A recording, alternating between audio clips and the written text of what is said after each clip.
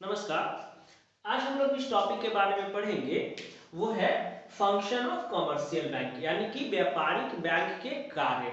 आज हम लोग पढ़ेंगे कि एक कमर्शियल बैंक के कौन कौन सा कार्य होता है, यानी कि जो व्यापारिक बैंक होता है वो कौन कौन सा कार्य करता है।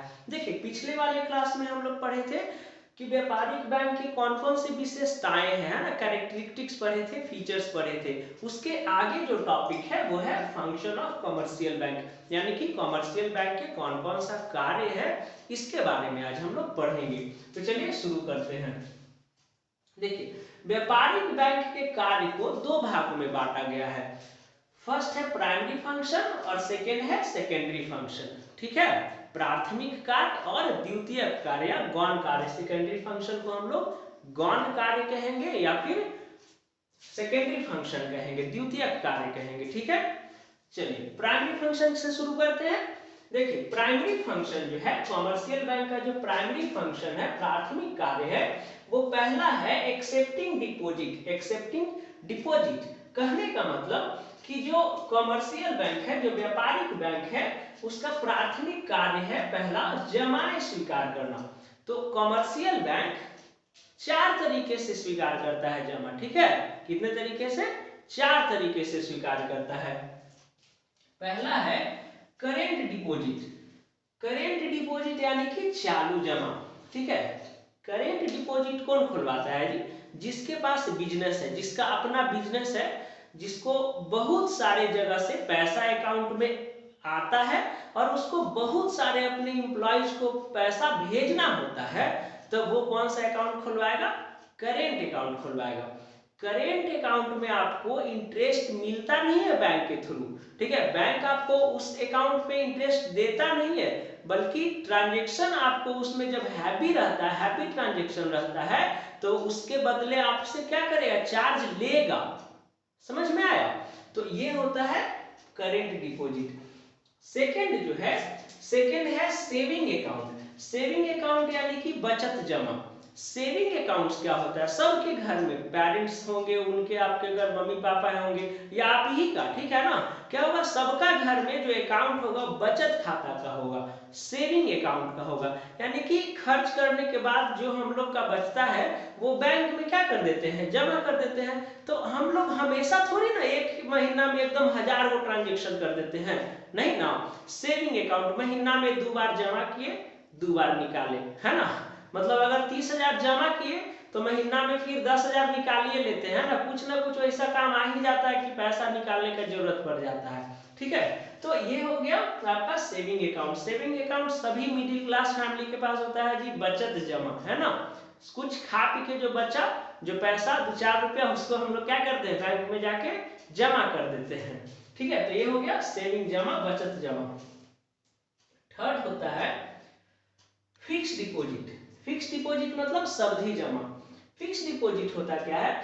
इसमें एक अमाउंट को, ठीक है ना, मतलब एक बहुत बड़े राशि को, बहुत बड़े अमाउंट को क्या कर दिया जाता है? 5 साल 10 साल के लिए फिक्स कर दिया जाता है। ऐसा नहीं कि 5 साल 10 साल के लिए किया जाता है, साल भर के लिए भी करवा सकते, 2 साल के लिए भी करवा सकते, 3 साल के लिए भी करवा सकते, आपकी मर्जी। यानी कि बीच में वो पैसा आप निकाल नहीं सकते हैं। अब ऐसा थोड़ी रिस्ट्रिक्शन है कि एकदम निकाल ही नहीं सकते हैं। अब हमको बहुत ज्यादा अर्जेंट जरूरत है तो निकाल सकते हैं, लेकिन जिस रेट से उसमें इंटरेस्ट मिलना चाहिए उतना आपको नहीं मिलेगा। ठीक है ना? फिक्स अमाउंट, फिक्स डिपॉजिट जो है वो टूट ना जाएगा जी, तो आपको इंटरेस्ट कहाँ से मिलेगा? 5 साल के लिए जमा किए थे, 2 साल के बाद निकाल लीजिएगा, तो आपको इंटरेस्ट थोड़ी ना उतने परसेंट से देगा, कम देगा। ठीक है, ऐसा हालांकि होता नहीं, बहुत कम है। मतलब ऐसा होता है कि जो मतलब फिक्स डिपॉजिट अकाउंट को आदमी तोड़वाता है, बहुत अर्जेंट हो जाता है ना, तब ये सिचुएशन आता है। थर्ड है रेकरिंग डिपॉजिट। रेकरिंग डिपॉजिट मतलब होता है आवर्ती जमा। आवर्ती जमा मतलब क्या हुआ कि हर महीने आप अपने अकाउंट में 1000, 2000, 3000, जितना आपकी मर्जी है ना, पैसा जमा करवाते हैं एक निश्चित अवधि के लिए, 5 साल के लिए, 10 साल के लिए, मतलब हर महीना 1000, हर महीना 1000। 5 साल के लिए जमा करवा दीजिए तो 12-25-60,000 हो जाएगा। इंटरेस्ट उसका मिलेगा तो आपको 80,000 85,000 मिलेगा 5 साल के बाद। ठीक है, ये हो गया आपका एक्सेप्टिंग डिपॉजिट, यानी कि जमाएं स्वीकार करता है व्यापारिक बैंक 4 तरीका से। दूसरा है प्रोवाइडिंग लोन्स। क्या है सेकंड? सेकंड आप देख रहे हैं ना, सेकंड क्या है? प्रोवाइडिंग लोन्स, यानी कि ऋण देना।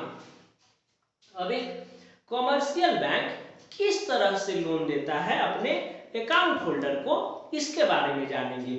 ये प्राइमरी फंक्शन नहीं आता। दूसरा पॉइंट प्रोवाइडिंग लोन्स यानी कि ऋण देना। पहला कहता है ग्रांटिंग लोन, ऋण देना। अब क्या होता है इसमें ग्रांटिंग लोन में कि जो पैसा अकाउंट होल्डर अपने बैंक में जमा करता है, ठीक है, जो पैसा अकाउंट होल्डर अपने बैंक में जमा करता है, समझ में आया, उसका बैंक 20% अपने पास रख लेता है, अब बाकी 80% उस पैसा का उपयोग दूसरे को लोन देने में करता है।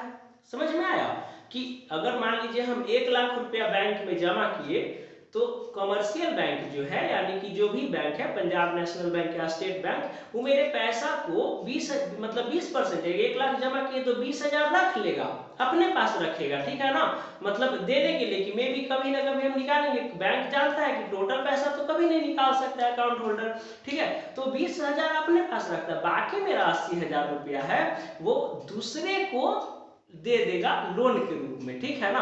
तो इसी को कहते हैं ग्रांटिंग लोन, ऋण देना। सेकंड जो पॉइंट है वो है कैश क्रेडिट, नगद साख। नगद साख क्या होता है जी? मतलब सिक्योरिटी लेके, ठीक है ना, सिक्योरिटी लेके, मतलब जमीन का कागज या गोल्ड गिरवी रख के, है ना, सिक्योरिटी माने गिरवी, मॉर्टगेज माने गिरवी, गिरवी रख के जो लोन देता है बैंक, उसको कहते हैं नगद साख। समझ में आया?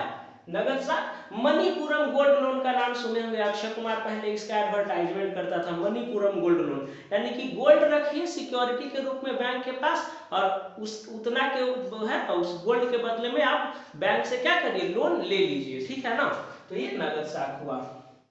थर्ड है बैंक ओवरड्राफ्ट। बैंक ओवरड्राफ्ट का फैसिलिटी किसको होता है?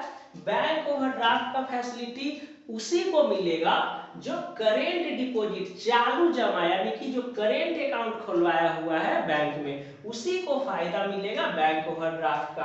बैंक ओवरड्राफ्ट मतलब अधिविकर्ष, यानी कि आपके अकाउंट में 1.5 लाख रुपया है और आपको जरूरत है 2 लाख रुपया का, तो आप एक्स्ट्रा अमाउंट क्या कर सकते हैं, अपने बैंक से निकलवा सकते हैं। तो 1.5 लाख रुपया है आपके बैंक में और आप 2 लाख रुपया निकाल रहे हैं, तो जो एक्स्ट्रा 50,000 निकाले उस बैंक फ्री में थोड़ी ना देगा, वो उस पर क्या करेगा, चार्ज, इंटरेस्ट चार्ज करेगा, ठीक है। फोर्थ है डी, लोन्स एंड एडवांस, यानी कि ऋण एवं अग्रिम, ठीक है। लोन्स एंड एडवांस में क्या होता है कि जब भी कोई लोन्स के लिए अप्लाई करता है, ठीक है ना, तो बैंक जो है अकाउंट होल्डर के अकाउंट में उतने के बराबर, ठीक है ना, जितना के लिए वो अप्लाई किया है उतना लोन का अमाउंट उसके अकाउंट में ट्रांसफर कर देता है। अब अकाउंट होल्डर जब चाहे उसको निकाल सकता है। समझ में आया? तो ये हो गया 4 पॉइंट इसका भी, प्रोवाइडिंग लोन्स का भी, कौन कौन, ग्रांटिंग लोन्स यानी ऋण देना, कैश क्रेडिट यानी नगद साख, बैंक ओवरड्राफ्ट यानी बैंक अधिविकर्ष, और लोन एंड एडवांस यानी कि ऋण एवं अग्रिम। नेक्स्ट है अब सेकेंडरी फंक्शन क्या क्या है, एक बैंक का सेकेंडरी फंक्शन क्या क्या है। तो पहला जो फंक्शन है एज एन एजेंट, यानी कि एक बैंक जो है एजेंट के रूप में कार्य करता है, ठीक है ना। एजेंट के रूप में कार्य करने का मतलब कि जो एक होता है ना मीडिएटर, उसके रूप में ये कार्य करता है। जैसे पहला देखिए, collection and payment of various item. Bank जो है बहुत सारे आइटम को कलेक्ट करता है, यानी कि बहुत सारे जगह से जो मनी आता है उसको कलेक्ट कर लेता है, यानी कि बहुत सारा होता है ना कि हम लोग कैश न लेके बैंक अकाउंट में ही हम लोग मनी को मंगवा लेते हैं, तो ये हो गया कलेक्शन। और पेमेंट, जैसे इलेक्ट्रिसिटी बिल हो गया, गैस हो गया, और क्या हो गया जी, केबल वाला हो गया, जो रिचार्ज करवाते हैं, है ना, टाटा स्काई, इसको लगा डाला तो लाइट झिंगा डाला, है ना, तो टाटा स्काई का रिचार्ज हो गया। और जो भी मतलब हम लोग क्या करते हैं, एक दूसरे को पेमेंट जो है हम लोग बैंक के थ्रू ही कर लेते हैं, ठीक है ना, तो हम लोग उसको पेमेंट जाके थोड़ी ना पेमेंट करते हैं, ठीक है, बैंक के ही थ्रू सब कुछ, मोबाइल से बैंक के थ्रू सब पेमेंट डन हो जाता है। नेक्स्ट है B, purchase and sale of security. Security माने होता है प्रतिभूति, ठीक है, purchase and sale of security यानी कि जो है मतलब सिक्योरिटी यानी कि प्रतिभूतियों का खरीद विक्रय। तो सिक्योरिटी, तो जब हम लोग सिक्योरिटी माने हो गया डिवेंचर हो गया, शेयर हो गया, हुंडी हो गया, ठीक है ना, ये सब जो है ये सब जो है क्या है, सिक्योरिटी है। तो हम लोग सिक्योरिटी को परचेज और सेल बैंक के थ्रू कर सकते हैं। इसके लिए हमको बैंक ये फैसिलिटी देता है कि आप सिक्योरिटी का परचेज और सेल कर सकते हैं, यानी कि ये बैंक क्या बन गया है, एक एजेंट हो गया, ग्रांटर हो गया, है ना। नेक्स्ट ट्रस्टी, देखिए बैंक जो है ट्रस्टी का भी काम करता है जी। नहीं, जैसे मूवी वगैरह में देखे होंगे कि जब किसी पर्सन्स का, जब किसी हीरो का या हीरोइन का माँ बाप मर जाता है तो उसका सब पैसा कहाँ पे चल जाता है, बैंक में, मतलब ट्रस्ट में चला जाता है। अब वो एज ऑफ मेजोरिटी यानी कि 25 साल हो जाएगा तभी वो पैसा उसको मिलेगा। ऐसा मूवी देखे होंगे, बहुत सारा देखे होंगे, 90s का मूवी तो ऐसा बहुत सारा है जी, है ना। तो ये क्या है, बैंक जो है ट्रस्टी का काम करता है। जैसे अगर माइनर है कोई और उसका क्या है, मतलब नॉमिनी में नाम है, ठीक है ना, उसके फादर किसी एक्सीडेंट में एक्सपायर कर गए, एकदम करोड़पति बाप का बेटा है, वो माइनर है, अभी 16 साल का है, 15 साल का है, ठीक है, तो माइनर पे तो इसका नाम है, तो क्या मतलब बैंक इसको मतलब करोड़ रुपया दे देगा?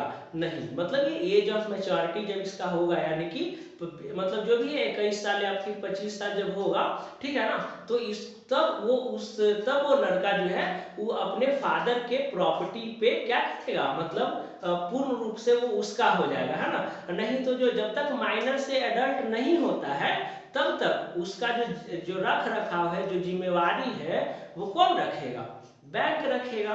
तो इसके लिए क्या है, ये ट्रस्टी का वर्क करता है। नेक्स्ट है purchase and sale of foreign exchange. देखिए ऐसे तो purchase and sale of foreign exchange यानी कि फॉरेन करेंसी का जो ट्रांजेक्शन है वो आरबीआई करता है, यानी कि हेड बैंक ऑफ कंट्री करता है, ठीक है। लेकिन कभी कभी जो है आरबीआई के आदेश पे, ठीक है ना, आरबीआई इंस्ट्रक्शन देता है। कौन इंस्ट्रक्शन देता है? आरबीआई, ठीक है ना, ये इंस्ट्रक्शन देता है, आदेश देता है, ये ठीक है ना, ये अधिकार प्रोवाइड करता है, राइट्स प्रोवाइड करता है कमर्शियल बैंक को कि आप जो है ये ट्रांजेक्शन कर सकते हैं, ठीक है ना।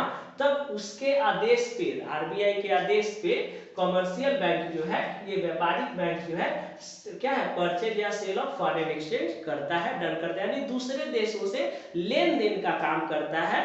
किसके गाइडलाइंस के अकॉर्डिंग? आरबीआई के गाइडलाइंस के अकॉर्डिंग। क्लियर है? आगे अब जो है सेकेंडरी का पहला फंक्शन बता दिए, है ना। सेकेंडरी फंक्शन का जो पहला पॉइंट था एड, है ना, एज एन एजेंट, यानी एजेंट के रूप में ये इतना सारा कार्य और बहुत सारा कार्य करता है, ठीक है ना, बहुत सारा कार्य है, लेकिन जो मेन जो वर्क है वो हम आपको बता रहे हैं। सेकेंड जो फंक्शन है, सेकेंडरी फंक्शन का जो सेकेंड पॉइंट है वो जनरल यूटिलिटी फंक्शन, यानी कि सामान्य उपयोगिता के कार्य। तो जनरल यूटिलिटी फंक्शन क्या क्या है जी, मतलब एक जो है बैंकिंग अपने अकाउंट होल्डर के लिए कौन कौन सा फैसिलिटी प्रोवाइड करवाता है। तो वो पहला फैसिलिटी है लॉकर रेंट फैसिलिटी। कौन सा फैसिलिटी? लॉकर रेंट फैसिलिटी, है ना। अगर क्या है आपको, आपके यहाँ अगर क्या है ज्वेलरी ज्यादा है, डायमंड ज्यादा है, सोना का बना हुआ ज्वेलरी ज्यादा है, आपको डर है कि नहीं मेरे यहाँ चोरी हो सकता है ना, तो क्या करिए आप, क्या करिए उतना जो भी आपका जो ज्वेलरी है उसको आप कहाँ रख सकते हैं, बैंक के लॉकर में रख सकते हैं। वहां चोरी हो जाएगा तो उतना के बराबर आपको पैसा दे देगा, है ना। वहां चोरी हो गया तो आप एकदम सेफ रहिए, निश्चिंत रहिए, आपको उतना का वैल्यू मिल जाएगा, ठीक है। लेकिन घर पे चोरी हो जाएगा तब तो वैल्यू नहीं ना मिलेगा। इसीलिए क्या है, बैंक जो है अपने अकाउंट होल्डर को लॉकर फैसिलिटी का सुविधा देता है। नेक्स्ट है ATM and credit card facility, है ना। एटीएम का फैसिलिटी दिया, एटीएम जो प्लास्टिक मुद्रा, एटीएम का पूरा नाम ऑटोमेटिक टेलर मशीन होता है ना। इसको हम लोग एनी टाइम मनी भी कहते हैं एटीएम को। क्यों? क्योंकि इससे हम लोग कभी भी कहीं भी मनी को निकाल सकते हैं। जब जरूरत हुआ एटीएम में गए, कार्ड स्वैप किए, पैसा जो अमाउंट है पासवर्ड डाले, अमाउंट डाले, पैसा निकल गया। समझ में आया? तो एटीएम को, और फुल एटीएम का फुल नेम क्या है? ऑटोमेटिक टेलर मशीन, लेकिन इसको एनी टाइम मनी भी कहा जाता है। ये जो एटीएम है ये प्लास्टिक मुद्रा का एक रूप है जो आधुनिक युग में बैंकिंग इंस्टीट्यूशंस द्वारा अपने अकाउंट होल्डर को दिया जाता है सुविधा के लिए, है ना। अपने अकाउंट होल्डर को जो बैंक है कमर्शियल बैंक, वो सुविधा के लिए प्रोवाइड करता है। क्लियर हो गया। आगे and credit card facility. Credit card facility जी, क्रेडिट कार्ड आपको उसमें अमाउंट डलवा दीजिए, आप उसको जितना मन हुआ उतना का आप शॉपिंग करते रहिए, कार्ड स्वैप करिए, आपका पैसा कट गया अकाउंट से। तो ये फैसिलिटी कौन प्रोवाइड करता है? कॉमर्शियल बैंक प्रोवाइड करता है। ये आएगा जनरल यूटिलिटी फंक्शन में। क्लियर है। आगे थर्ड है ट्रैवलर चेक। देखिए बैंक जो है ट्रैवलर चेक बनाता है जी, 4 धाम यात्रा के लिए ऑफर निकालता है, साइट पे जाइए देखिए उसका, है ना। तो ये ट्रैवलर चेक भी बनाता है ना, यात्रा करने के लिए, है ना। ऐसा नहीं कि 4 धाम यात्रा ही कोई जरूरी है, टूर के लिए, है ना, सिंगापुर टूर हो गया, या फिर यहाँ अपना जो इंडिया है वहाँ सिक्किम का टूर हो गया, ठीक है ना। तो ये सब, ये इधर फिर कन्याकुमारी का टूर हो गया, चेन्नई, है ना। तो ये सब जो टूर है, तो ये सब क्या है, फैसिलिटी कौन प्रोवाइड करवाता है? ट्रैवलर चेक कौन बनाता है? बैंक बनाता है अपने अकाउंट होल्डर के लिए। जो इंटरेस्टेड है वो जाएगा। नेक्स्ट है help in transport of goods. क्या है, मतलब बैंक जो है help in transport of goods, यानी कि गुड्स को ट्रांसपोर्ट करने में भी क्या करता है? हेल्प करता है। क्लियर है। नेक्स्ट अब थर्ड आइए, ये सेकेंडरी फंक्शन का ही थर्ड पॉइंट है, सोशल फंक्शन। सामाजिक कार्य कौन कौन सा है? तो पहला इसमें कार्य है वो है इंक्रीज इन एम्प्लॉयमेंट। देखिए अब बैंक चाहे जैसा भी हो, है ना, स्टेट बैंक को हम लोग तो बहुत ज्यादा गलियाते हैं जी, नहीं क्यों? क्योंकि वहां के एम्प्लॉयज का जो एटीट्यूड है ना, वो एकदम मतलब सर के ऊपर तक रहता है, ठीक है। मतलब भर भर के एटीट्यूड रहता है, पता नहीं किस बात का है, तो पब्लिक सर्वेंट ही ना, लेकिन ऐसा दिखाता है जैसे वो क्या है, मतलब कोई भी काम आप सही से वो कर ही नहीं सकता, यहाँ जाइए वहां जाइए, ठीक है। स्टेट बैंक ऑफ इंडिया ही एक ऐसा बैंक है जहां आप एक दिन में अकाउंट नहीं खुलवा सकते हैं। आप कितना भी डॉक्यूमेंट लेके चल जाइए, वो कमीना को कुछ न कुछ डॉक्यूमेंट घटिए जाता है, ठीक है। तो गलियाता है। कभी कभी तो क्या होता है, कस्टमर में और कैशियर में या जो क्लर्क होता है उसमें क्या होता है, लड़ाई हो जाता है, 2-4 था पिटा भी जाता है वो लोग, ठीक है। वैसा वो कामें करता है, ठीक है। लेकिन ये सब के बावजूद, ये सब तो अलग चीज है, ये सब के बावजूद वो सोशल वर्क क्या करता है कि इंक्रीज इन एम्प्लॉयमेंट, यानी कि रोजगार देता है ना जी। बैंक में वैकेंसी तो आता है ना, भारत में इसी इतना बेरोजगारी है। अब देखते हैं 100 गो फॉर्म अगर निकाल दे स्टेट बैंक, तो हम गारंटी के साथ कहते हैं कि 10 लाख फॉर्म भराएगा उसके लिए। ज्यादा हो सकता है भाई, कम नहीं हो सकता है। तो ये क्या करता है, सोशल फंक्शन इसका क्या है, इंक्रीज एम्प्लॉयमेंट। क्लियर है। नेक्स्ट है फैसिलिटी इन पेमेंट। देखिए कमर्शियल बैंक जो है ना, बहुत सारा पेमेंट करने का फैसिलिटी देता है। आप घर बैठे बैठे मोबाइल रिचार्ज करवा सकते हैं, डिश रिचार्ज करवा सकते हैं, इलेक्ट्रिसिटी बिल पे कर सकते हैं, गैस का बिल पे कर सकते हैं, है ना। बहुत सारा चीज को आप घर, है ना, बैठले बैठले मोबाइल एकदम सब पूरा दुनिया आपका पेमेंट क्या है, पूरा पेमेंट का दुनिया आपके हाथे में है। आप क्लिक करते जाइए, पेमेंट होते जाएगा, है ना। नेक्स्ट है डेवलपमेंट ऑफ इंटरप्रेन्योर।